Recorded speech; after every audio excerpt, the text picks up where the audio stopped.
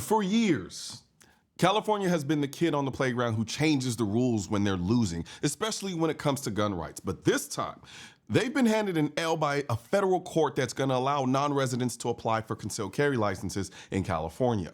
Yeah, you heard that right. California is about to start letting out-of-staters legally carry. And let me break this down for you and give you my 2 cents. So here's the deal. U.S. District Judge Sherilyn Garnett issued a court order that allows members of certain pro-Second Amendment organizations to try to apply for California concealed carry permits, even if you don't live there. If you're a member of Gun Owners of America, the Second Amendment Foundation, the California Rifle and Pistol Association, or Gun Owners of California, you can throw your hat in the ring for a non-resident CCW license. Now, for years, California has been one of the hardest places in the country to legally carry a firearm, especially for non-residents.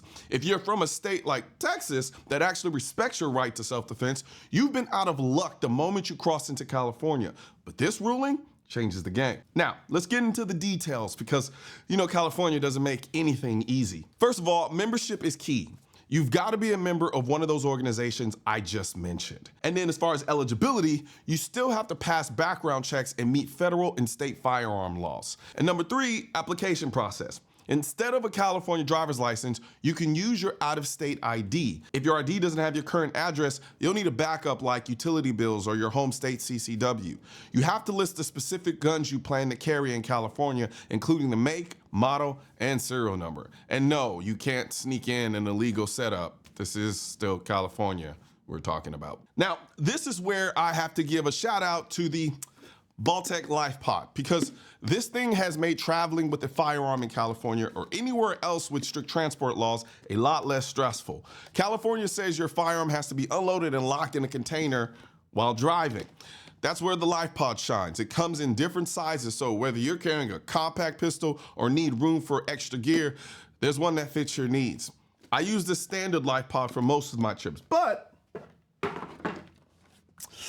there is the Lifepod 2.0 if you need to pack a little bit more.